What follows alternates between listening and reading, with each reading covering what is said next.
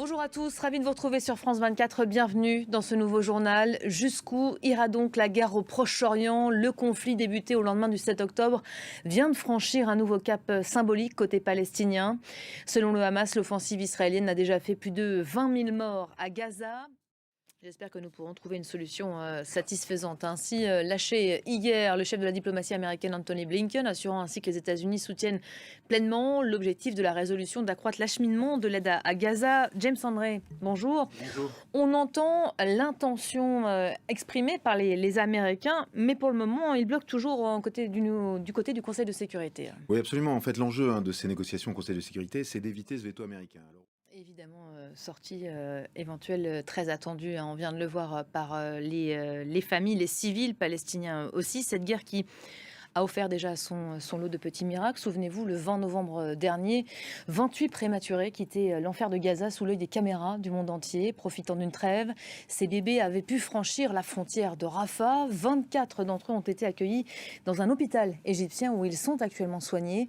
Et d'ordre psy les a retrouvés avec leur mère. Voyez tout de suite son reportage. Après une première journée de vote chaotique, les élections générales en RDC jouent aujourd'hui les prolongations. Un jour de plus pour permettre aux 44 millions d'électeurs de s'exprimer, ce qui n'a pas été le cas hier, faute de problèmes logistiques. De nombreux bureaux de vote sont restés fermés.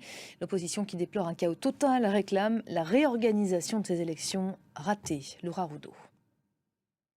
Un record historique d'audience hier soir pour l'émission C'est à vous. Près de 3 millions de personnes ont suivi l'interview d'Emmanuel Macron sur le plateau de France 5.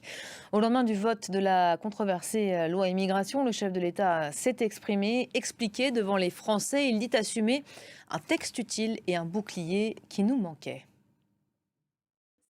Et intéressons-nous aux détails de cette loi. Plusieurs mesures prévues continuent de faire l'objet ce matin encore de vives critiques, y compris au sein de l'exécutif. Hier, la Première ministre et Emmanuel Macron ont tour à tour pris leur distance avec la fameuse caution de retour destinée aux étudiants étrangers. Cette mesure vise à s'assurer que les étudiants quittent le territoire une fois leurs études terminées. Elle est aujourd'hui rejetée avec force par la communauté universitaire. Pour quelles raisons exactement? Explication.